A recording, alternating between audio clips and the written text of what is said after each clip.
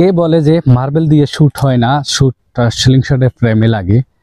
সেই ক্ষেত্রে আপনাদেরকে আজকে কিছু টিপস দিতেছি যে আপনারা কি করণীয়, কি করবেন। দেখুন, এই যে স্লিংশটটা দেখছেন, এটা কিন্তু CR7, সেন্টারে 3 সেন্টি স্পেস। হ্যাঁ, কিন্তু এই পাউচটা দেখুন, এই পাউচটা একটু বড় আকারে, এটা একটু জিজিকে ব্র্যান্ডের পাউচ। আমি মার্বেলের জন্য এই পাউচটা আলাদাভাবে নিয়েছিলাম, যে 10টা পাউচ $4। হ্যাঁ, উইদাউট শিপিং চার্জ। তো দেখুন, আপনাদেরকে একটা কথা আমি বলি যে মার্বেল দিয়ে আপনারা কিভাবে শুট করবেন এবং কি কোন ধরনের পাউচগুলো আপনারা ইউজ করবেন। এই যে দেখুন মার্বেল, এটার চেয়ে যদি এটা হয় আর একটু বড়, তো আসলে আপনারা স্টিল ইমু দিয়ে শুট করাটা হচ্ছে যে আপনাদের জন্য এটা অনেক বেশি কস্ট, মানে দাম অনেক বেশি পড়ে, যার ফলে আপনারা এই যে প্র্যাকটিসের জন্য বা ইয়ের জন্য মার্বেল ইউজ করতে পারেন। হ্যাঁ, আরেকটা বিষয় আছে, মার্বেল নির্দিষ্ট একটা দূরত্বের পরে মার্বেল একটা ব্যাক নেয়। আর এছাড়া যদি আপনি মার্বেল যদি প্লেন মানে একবারে যদি রাউন্ড মার্বেল পান, সেক্ষেত্রে আপনার ব্যাক হবে না, মারার পরে ব্যাক দিবে না।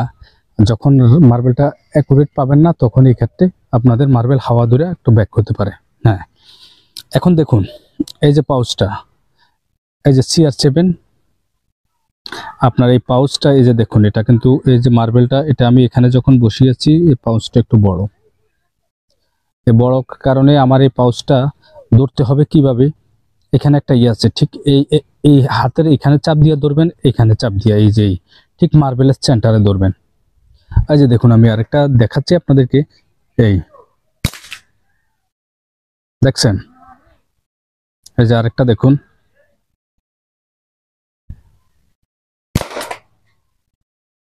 হ্যাঁ, আসলে এটা হচ্ছে যে আপনার সম্পূর্ণ পাউন্সের উপরে, পাউন্স বড় হলেও হবে না, আপনাদের নির্দিষ্টভাবে ধরতে হবে। চলুন আমরা আরো কয়েকটা শুট করে দেখাচ্ছি। হ্যাঁ, তো বন্ধুরা দেখুন, যে একটা বিষয় হলো যে আমি এটা দিয়ে এখন স্লিংশটটা দিয়ে 45 ডিগ্রি অ্যাঙ্গেলে শুট করে দেখাবো আপনাদেরকে। এই যে দেখুন, আমি এই যে এই মার্বেলটা ঠিক এইখানে বসালাম। এই যে দেখুন, এই যে আমার এই অ্যাঙ্কার পয়েন্টটা হচ্ছে যে ঠিক এখানে আসতেছে, এমিং পয়েন্টটা হচ্ছে যে ঠিক এই যে রাবারের উপরের কর্নার। মানে আসলে মূলত স্লিংশটটা এই হালকা এখানে ধরার উপরে নির্ভর করে, ঠিক আছে। তো দেখুন, আমি একবার কর্নারটা ইয়ে করে দেখাচ্ছি আপনাদেরকে।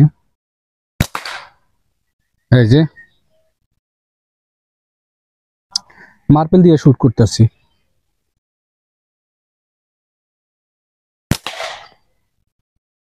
দেখুন।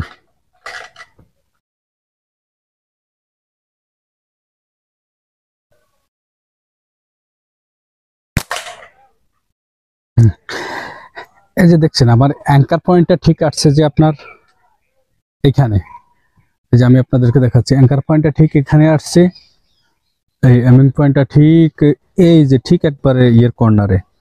আর আমি যদি স্লিংশটটা যদি আরেকটু যদি এভাবে ধরি, তাহলে এমিং পয়েন্টটা কিন্তু কমানো এখানে আসবে, ঠিক আছে। আপনারা দেখবেন যে আপনাদের হিসাবটা আপনাদের কিভাবে ধরতে হয়, আপনাদের হিসাবে কিভাবে, এই যে আমি যদি এইভাবে ধরি ঠিক এইভাবে আসবে, আর একটু যদি ধরি তাহলে ঠিক আর একটু এই পজিশনে এমিং পয়েন্ট আসবে, অ্যাঙ্কার পয়েন্ট সেম পজিশনে থাকবে। এই এই এটা এইভাবে, আর আমি যে এইভাবে করছি সেটা হচ্ছে যে ঠিক এইভাবে, ঠিক আছে। তো দেখুন, আরেকটা শুট করে দেখাচ্ছি আপনাদেরকে।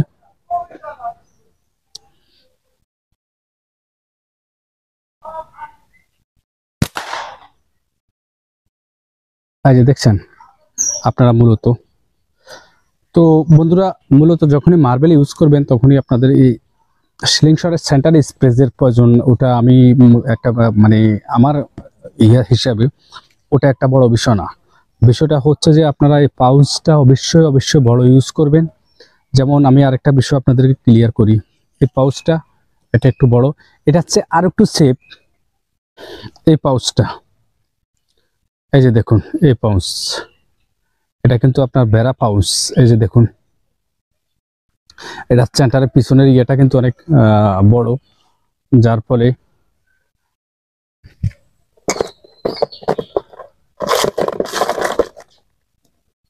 এই যে দেখুন, এই মার্বেলটা আমি ঠিক এখানে লাগালাম,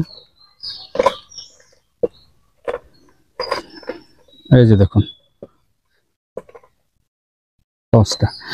তবে আপনাদের এই বিষয়টা হচ্ছে যে সবচেয়ে বড়, এই বিষয়টা মাথায় রাখতে হবে। ফার্স্ট হবে যে আপনাদের পাউচ বড় হতে হবে, যে লেদার আমরা যেটা বলি ওটা বড় হতে হবে চামড়াটা। আর আপনার এই যে মার্বেলটা ঠিক সেন্টারে বসাবেন, বসানোর পরে এই যে হাতের ঠিক এই যে হাতের এইখানের উপরে এক অংশ এবং কি এই যে এই আঙ্গুল দিয়া এখানে চাপ দিয়ে ধরবেন, ঠিক আছে? এখানে চাপ দিয়ে ধরবেন, তাহলে আপনারা মার্বেল ইউজ করতে পারবেন। এই ক্ষেত্রে আপনাদের কস্ট যেটা যে যেমন স্টিল ইমোগুলো অনেক দামি, সেই ক্ষেত্রে আপনাদের অনেক সাশ্রয় হবে।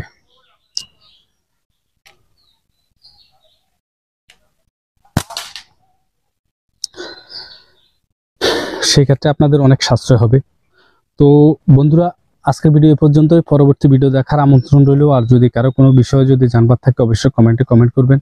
তো আমরা চেষ্টা করবো যে ওই বিষয় নিয়ে ভিডিও করার জন্য। তো আজকের ভিডিও পর্যন্ত, পরবর্তী ভিডিও দেখার আমন্ত্রণ রইল।